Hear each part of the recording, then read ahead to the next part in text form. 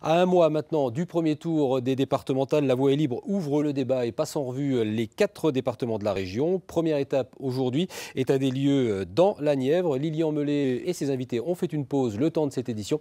On les retrouve tout de suite en direct dans le studio juste à côté. Merci Emmanuel. Effectivement, deuxième partie de La Voix est libre, spéciale élection départementale dans la Nièvre, avec Patrice Joly, le président du Conseil général, Pascal Demorège, pour le groupe d'opposition de droite, François Diot, Parti communiste, Marcel Stéphan pour le Front National et Gilles Morini pour les candidatures Nièvre Avenir. Et justement, ces candidatures Nièvre Avenir, c'est une spécificité de la Nièvre. On se souvient des élections municipales.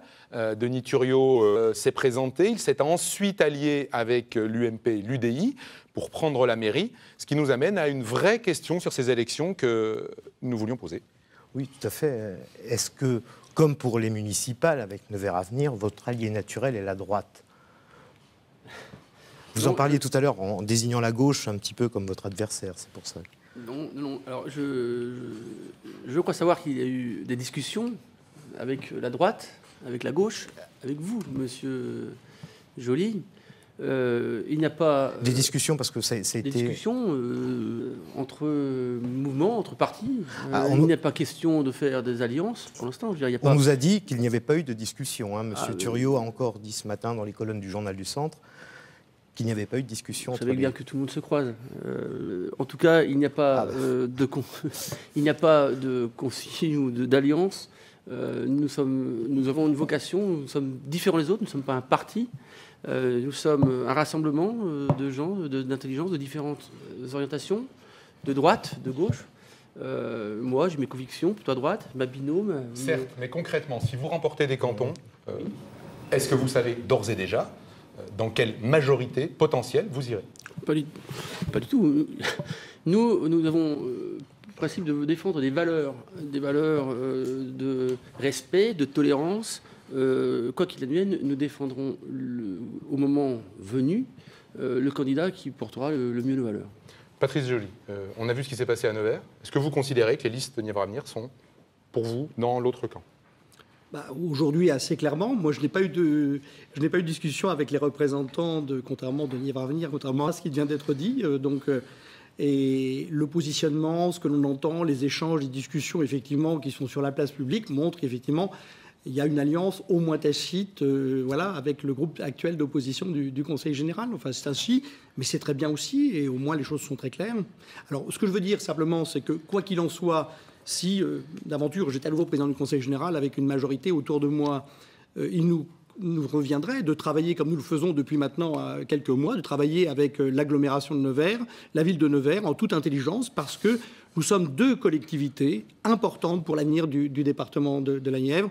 Agglomération, 70 000 habitants, la ville, 40 000, Conseil général, 220 000. Nous ne pouvons rien faire d'autre que de travailler ensemble sur des objectifs communs pour l'avenir de ce département. Avec M. Diot, qui est à votre droite, vous partez sur un seul canton ensemble, c'est à Vozelle. Et la question, c'est pour M. Diot, est-ce que c'est symbolique aussi, sachant qu'il y aura très prochainement des élections municipales ? Peut-être même le jour des départementales. Nous, pour notre part, nous ne sommes jamais dans des accords ni de sommet ni d'appareil, mais Vous sur en des avez accords de contenu. Et si effectivement il y a un accord à Varennes-Vauzelles, c'est d'une part parce que nous avons affaire à Varennes-Vauzelles. C'est le canton où nous avons un conseiller général sortant, le seul canton d'ailleurs. À la proportionnelle, il y en aurait 5. Bon. C'est qu'on a affaire à Varennes-Vauzelles à des socialistes qui sont en rupture avec les orientations gouvernementales actuelles d'austérité et de la réforme territoriale. Donc nous travaillons sur un grand rassemblement avec des écologistes, des gens de sensibilité communiste, socialiste, etc., contre l'austérité et contre la réforme territoriale. Et effectivement, il y a une élection municipale qui va se dérouler bientôt, puisque la droite qui a été élue a été convaincue de manœuvres électorales. Donc le Conseil d'État vient d'annuler l'élection. Et dans cette élection-là, effectivement, il y a une opportunité de regagner tous ensemble, dans notre diversité à gauche, avec mon ami Olivier Sicot, de redonner à Varennes-Vauzelles une ville de gauche. Je vous coupe, François Diot. Juste un mot quand même, Pascal Demorège. Il paraît que vous vous êtes croisés, donc... Oui, Nevers. Parce que clairement, il y a des cantons où il n'y a pas de gens de chez vous, où il y a des gens de chez eux, et vice-versa. Donc, est-ce qu'on doit y voir un accord préparé ? Non, je crois qu'il ne faut rien y voir. Ce qu'on peut partager, c'est un certain nombre de constats. constat d'échec par rapport à l'actuelle majorité du Conseil général. Donc on peut se retrouver sur un certain nombre de choses, mais pour l'instant, rien n'est fait. Voyons au soir du premier tour. Marcel Stéphan, le regard que vous portez là-dessus, parce que la critique des politiques, c'est aussi votre sujet, donc ils sont un peu sur vos terres. Bien sûr, mais bon, nous, on on y va à visage découvert à ces élections, hein, Front National, Rassemblement Bleu Marine. Bon, les alliances, on n'a pas ce souci, savoir avec qui on va faire alliance après. Bon, effectivement, Marine Le Pen l'a encore rappelé, l'UMPS, et on en a eu la preuve encore au partiel du Doubs, où Juppé appelle à voter pour les socialistes. Donc tout est clair pour nous. On sera seul au second tour, mais bon, à visage découvert, Front National, voilà, il n'y a pas... Merci, messieurs, sur ce petit chapitre politique court, parce que nous avons passé beaucoup de temps sur la partie programme au départ. Messieurs, dames, pardon, Pascal de Morège. Ça, c'est un sujet. On n'a pas eu le temps de parler de parité non plus. Tout à fait. Et vous avez raison. Je suis quand même la seule femme. Tout à fait. Et vous avez raison. Mais c'est peut-être les partis politiques qui ne doivent s'en prendre qu'à eux-mêmes et pas forcément les médias dans ce cadre-là, si je puis me permettre, tout de même. On en est au moment des conclusions. Pour chacun, une conclusion de 45 secondes dans un ordre que nous avons tiré au sort préalablement. En commençant par vous, Marcel Stéphan, pour cette conclusion. Voilà, ben moi, ce que je ferai dans cette conclusion, je n'appellerai pas les gens à voter pour moi, bien sûr. Je les appellerai surtout, s'ils veulent sortir de leurs problèmes, à ne pas revoter pour les gens qui les ont créés. Voilà, donc c'est clair. Je souhaite un bon dimanche. Et puis, rendez-vous le 22 mars. C'est très court, c'est beaucoup moins que les 45 secondes voilà. que nous vous avions données. François Diot. Dans chacun des 17 cantons, il y aura un choix positif, un choix authentiquement de gauche, le choix du rassemblement anti-austérité avec les candidats du Front de gauche. Ce sont 68 candidats dans chacun des 17 cantons qui ne sont ni des notables locaux, ni des candidats bidons. C'est des candidats qui tous habitent ou travaillent dans leur canton. Il n'y en a pas un seul qui est parachuté. C'est des candidats du monde du travail, des syndicalistes, des militants associatifs, des élus, des responsables culturels qui sont à l'image de la population nivernaise. Ça va de l'ingénieur à l'intérimaire, ça va du demandeur d'emploi de Cru-la-Ville au médecin de l'hôpital de Château-Chinon. Donc des gens sincères, qui sont pour moitié, qui ne sont pas membres d'un parti politique, mais qui ont des convictions et qui, eux, les assument en se cachant pas derrière le sans étiquette ou derrière des slogans fumeux, Nièvre ceci, Nièvre cela. Voilà. Bref, mesdames et messieurs qui nous écoutez, des gens comme vous qui incarnent l'avenir de la gauche tout entière, c'est-à-dire l'humain d'abord. Merci, François Diot. Patrice Joly, à vous de conclure. Juste un mot par rapport à ce qui vient d'être dit sur mon canton, celui sur lequel je vais être candidat à Château-Chinon. Nièvre Avenir est composé de membres anciens ou actuels de l'UMP. Les choses sont un peu dites, ça illustre les choses. C'était d'ailleurs une question qui était posée sur les réseaux sociaux. Ce que je veux dire aujourd'hui, surtout en matière de conclusion, c'est inviter nos concitoyens à participer. L'avenir de ce département va se jouer aussi, d'une certaine manière, les 22 et 25 mars prochains.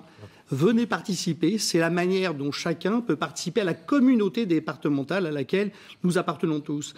Les événements du mois de janvier, du début du mois de janvier, nous montrent que la démocratie, la République, les valeurs, elles s'usent que si l'on ne les utilise pas.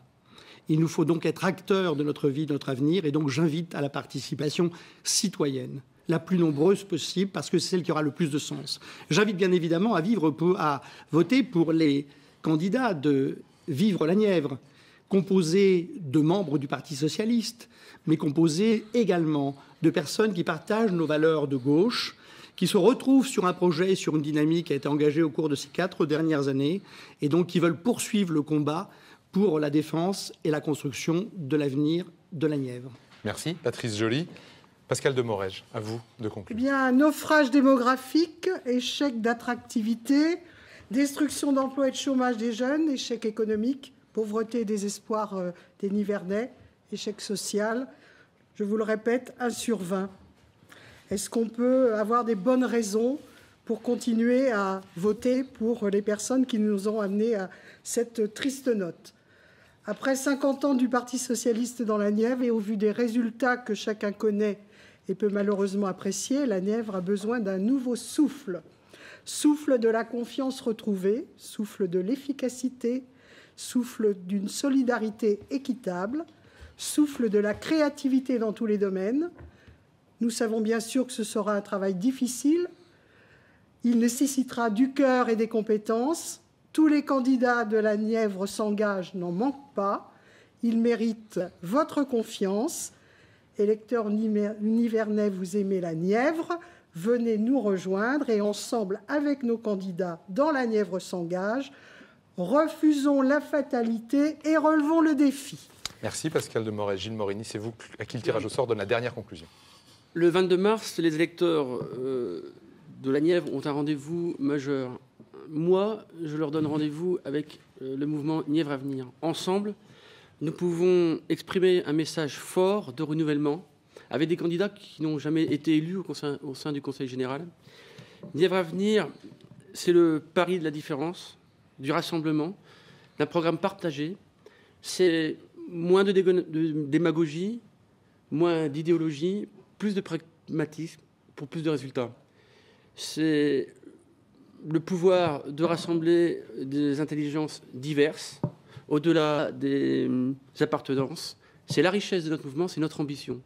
On veut être aussi un antidote au vote extrême. Enfin, pour finir, nous ne sommes pas un parti, mais nous avons au moins le parti pris de défendre la Nièvre et ses habitants.